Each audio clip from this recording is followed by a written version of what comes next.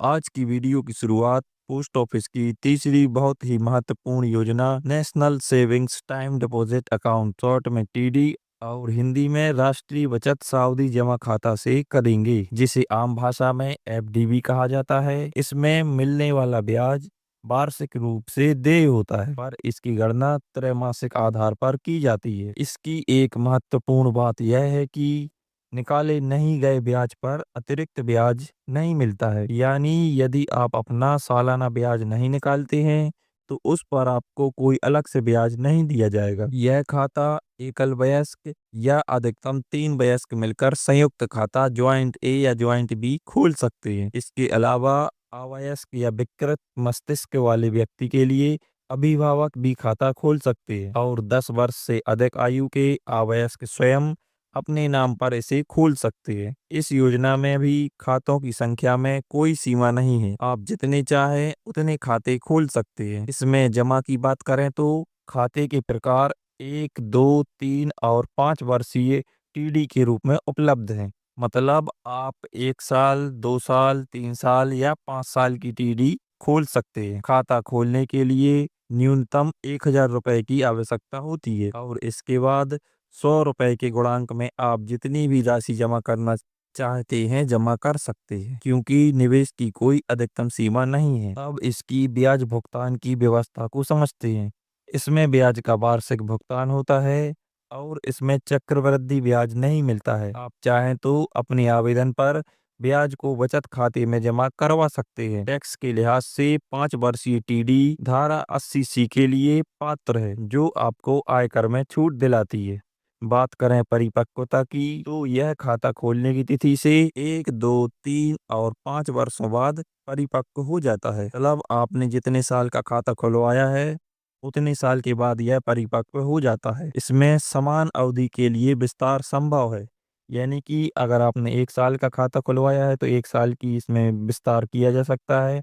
2 का खुलवाया तो 2 साल के लिए, 3 साल का खुलवाया तो 3 साल के लिए और अगर 5 साल का खाता खुलवाया है तो इसे 5 साल तक विस्तार किया जा सकता है। लेकिन विस्तार करवाने के लिए एक समय सीमा तय की गई है। 1 वर्षीय टीडी के लिए 6 माह, 2 वर्षीय टीडी के लिए 12 माह और 3 या 5 वर्षीय टीडी के लिए 18 माह के भीतर विस्तार कराया जा सकता है। यह अनुरोध खाता खोलते समय या परिपक्वता के बाद भी किया जा सकता है और विस्तारित अवधि पर परिपक्वता दिन की ब्याज दर ही लागू होगी। यानी कि जिस दिन अपन विस्तार करवा रहे हैं उसी टाइम पे जो ब्याज दर होगी वही दर लागू होगी, जबकि आरडी अकाउंट में जब खाता खुला था शुरू में वही दर लागू होती है। टीडी अकाउंट को समय से पहले बंद करने यानी प्री मैच्योर क्लोजर के लिए कुछ शर्तें हैं, चलिए उन्हें समझते हैं।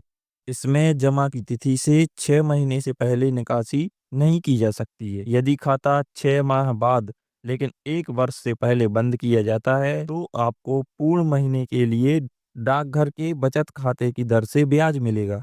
यदि 1 वर्ष बाद 2 या 3 वर्षीय टीडी को बंद किया जाता है तो आपको टीडी दर से 2% कम ब्याज मिलेगा और 1 वर्ष से कम की आंशिक अवधि पर डाकघर बचत दर ही लागू होगी। विशेष रूप से 5 वर्षीय टीडी खाता 4 वर्ष पूरे होने से पहले बंद नहीं किया जा सकता और यदि 4 वर्ष बाद बंद करते हैं तो केवल डाकघर बचत दर ही मिलेगी।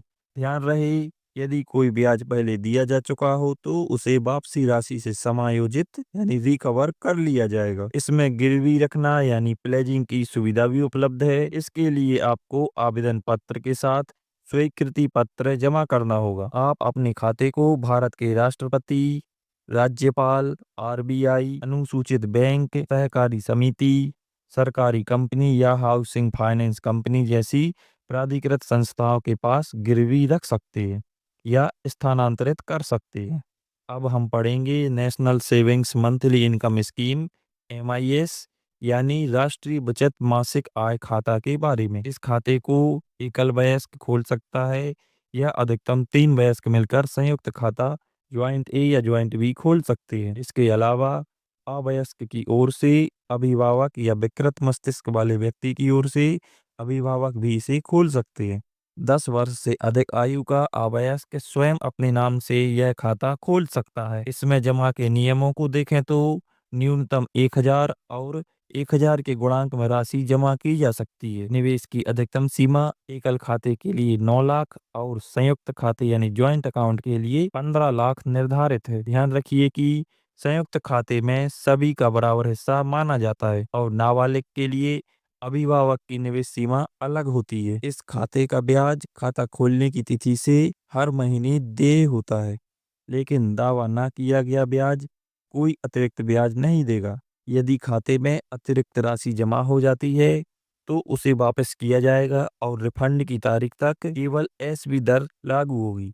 आपकी सुविधा के लिए ब्याज का एसबी खाते या ईसीएस में ऑटो क्रेडिट हो जाता है और यह ब्याज कर योग्य होता है। यदि आप खाते को समय से पहले बंद करना चाहते हैं तो 1 वर्ष से पहले निकासी की अनुमति नहीं है। खाता 1 से 3 वर्ष के बीच बंद करने पर मूलधन से 2% कटौती की जाती है, जबकि 3 से 5 वर्ष के बीच बंद करने पर मूलधन से 1% कटौती होती है। इसके लिए आपको निर्धारित फॉर्म और पासबुक डाकघर में जमा करनी होगी। अब अगर परिपक्वता की बात करें तो यह खाता 5 वर्षों बाद परिपक्व होता है, जिसे बंद करने के लिए आवेदन और पासबुक जमा करनी होती है।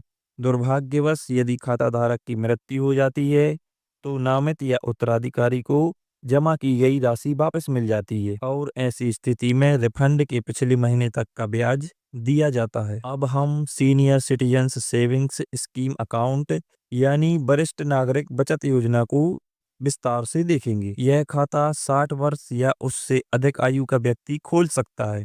इसके अलावा 55 से 60 वर्ष के सेवानिवृत्त नागरिक कर्मचारी यानी रिटायर्ड सिविलियन अपनी सेवानिवृत्ति लाभ मिलने के 3 माह के भीतर निवेश कर सकते हैं।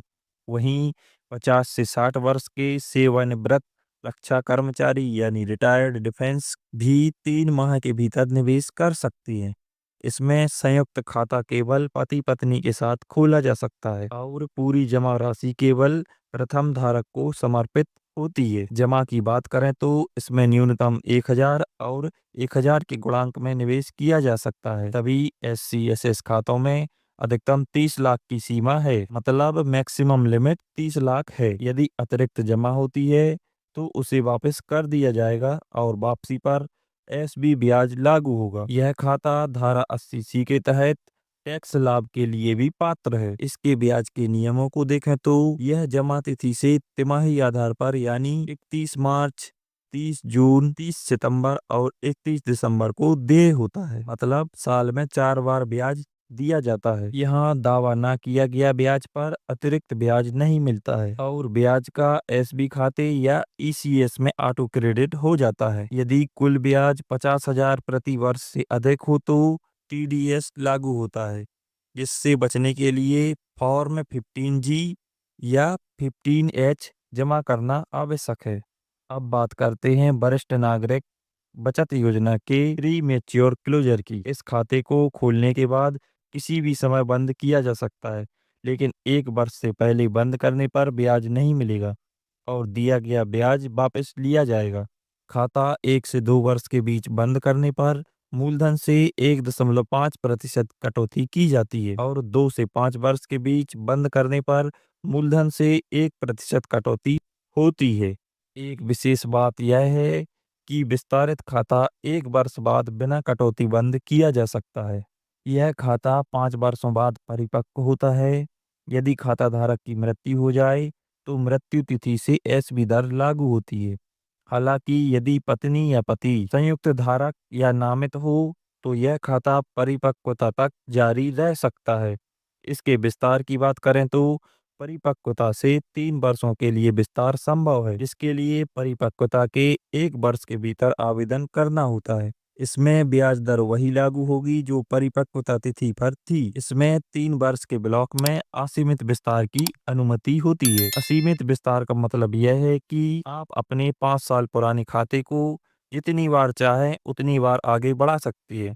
यह विस्तार हमेशा 3 वर्षों के ब्लॉक में ही होगा। उदाहरण के लिए जब आप अपने खाते के 5 वर्ष पूरे हो जाएंगे तो इसे 3 साल के लिए आगे बढ़ाएंगे। फिर वह 3 साल पूरे होने पर आप इसे फिर से 3 साल के लिए बढ़ा सकते हैं, कुल 11 साल। और यह सिलसिला आप अपनी इच्छा अनुसार असीमित बार जारी रख सकते हैं। चलिए अगले महत्वपूर्ण टॉपिक की ओर बढ़ते हैं, जो है लोक भविष्य निधि खाता यानी पीपीएफ खाता, पब्लिक प्रोविडेंट फंड। इस खाते को कोई भी भारत का निवासी एकल वयस्क खुलवा सकता है। साथ ही अवयस्क या विकृत मस्तिष्क वाले व्यक्ति के लिए अभिभावक भी यह खाता खोल सकते हैं। इसमें ज्वाइंट अकाउंट नहीं खोला जाता और इसमें भी एसबी अकाउंट के जैसे पूरे देश में केवल एक ही खाता रखने की अनुमति है, चाहे वह डाकघर में हो या किसी बैंक में। इसके जमा के नियमों की बात करें तो इस खाते में एक वित्तीय वर्ष में यानी फाइनेंशियल ईयर में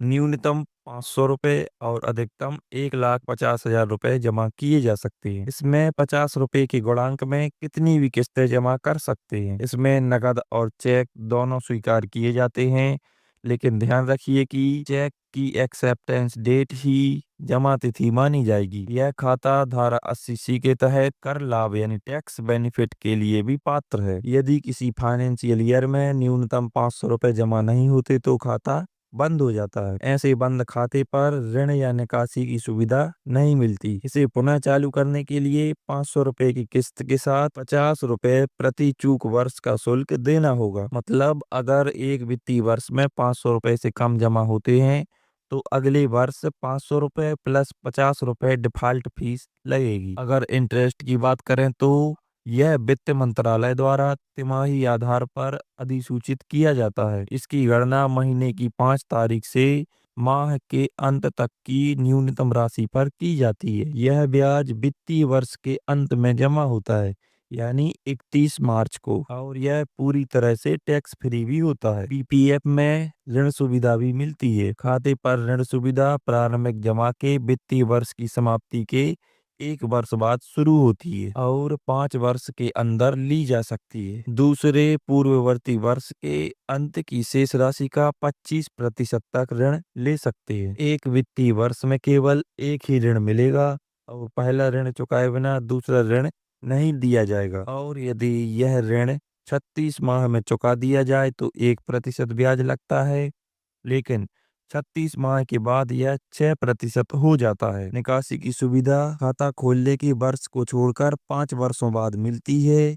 इसमें आप चौथे पूर्ववर्ती वर्ष या पिछले वर्ष के अंत की शेष राशि का 50% जो भी कम हो निकाल सकते हैं। पीपीएफ के मैच्योरिटी की बात करें तो पीपीएफ खाता 15 वित्तीय वर्षों बाद परिपक्व होता है। परिपक्वता पर आपके पास 3 विकल्प होते हैं, या तो आप पूरी राशि निकाल लें या फिर बिना जमा के इसे जारी रखें जिस पर ब्याज मिलता रहेगा, या फिर 5 वर्षों के ब्लॉक में विस्तार कराएं। विस्तार के लिए परिपक्वता के 1 वर्ष के भीतर आवेदन देना होगा और विस्तारित खाते में प्रति वर्ष एक निकासी की अनुमति होती है जो परिपक्वता राशि का अधिकतम 60% हो सकती है। इसके समय से पहले बंद करने के नियम को देखें तो यह खाता खोलने के वित्तीय वर्ष की समाप्ति से 5 वर्ष बाद ही संभव है। इसके लिए कुछ वैध कारण होने चाहिए, जैसे स्वयं, पति पत्नी या आश्रित की जानलेवा बीमारी, स्वयं या आश्रित की उच्च शिक्षा,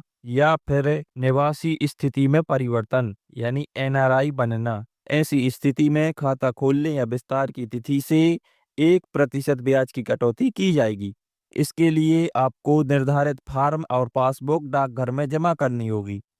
एग्जाम्पल के लिए वित्तीय वर्ष 2025-26 की बात करें तो यह वित्तीय वर्ष 1 अप्रैल 2025 से शुरू हुआ था और 31 मार्च 2026 को समाप्त होगा। खाता धारक की मृत्यु होने पर खाता बंद कर दिया जाता है और नामित या उत्तराधिकारी इसमें जमा जारी नहीं रख सकते। उन्हें पूरी राशि का भुगतान कर दिया जाता है और ब्याज बंदी माह के पिछले महीने तक ही दिया जाता है। अब हम बात करेंगे सुकन्या समृद्धि अकाउंट के बारे में, जो विशेष रूप से बालिकाओं को सुरक्षित भविष्य के लिए बनाई गई योजना है। इस खाते को 10 वर्ष से कम आयु की बालिका के नाम पर अभिभावक द्वारा खोला जाता है। एक लड़की के नाम पर केवल एक ही खाता खोलने की अनुमति है, चाहे वह डाकघर में हो या फिर बैंक में। सामान्यतः एक परिवार में अधिकतम 2 बालिकाएं ही इस योजना का लाभ ले सकती हैं, लेकिन जुड़वा या त्रिक बालिकाओं के जन्म के मामले में इस नियम में छूट दी गई है।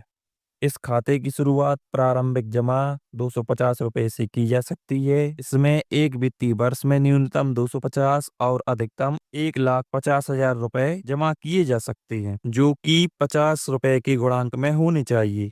इस खाते में खाता खोलने की तिथि से 15 वर्षों तक जमा करने की अनुमति होती है। यदि किसी वर्ष खाते में न्यूनतम 250 रुपए जमा नहीं होते हैं, तो खाता डिफ़ॉल्ट माना जाएगा। ऐसे खाते को पुनः सक्रिय करने हेतु 250 की न्यूनतम किस्त और 50 रुपए प्रति वर्ष के हिसाब से डिफ़ॉल्ट शुल्क देकर खाता पुनर्जीवित किया जा सकता है। टैक्स बचत के नज़रिए से भी यह योजना बहुत लाभकारी है, क्योंकि यह धारा 80C के तहत कर लाभ के लिए पूरी तरह योग्य है। सुकन्या समृद्धि खाते पर ब्याज वित्त मंत्रालय द्वारा तिमाही अधिसूचित किया जाता है। इसकी गणना 5 तारीख से माह के अंत तक की न्यूनतम राशि पर की जाती है और यह वित्तीय वर्ष के अंत में जमा होता है। यह ब्याज पूरी तरह से टैक्स फ्री होता है।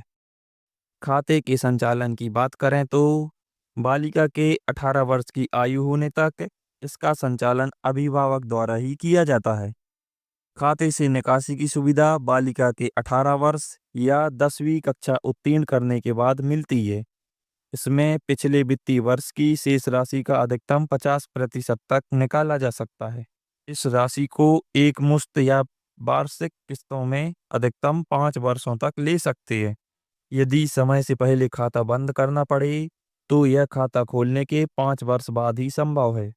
इसके लिए खाता धारक की मृत्यु, जानलेवा बीमारी या अभिभावक की मृत्यु जैसे वैध कारण होने चाहिए। इसके लिए आपको निर्धारित फॉर्म और पासबुक डाकघर में जमा करने होंगे।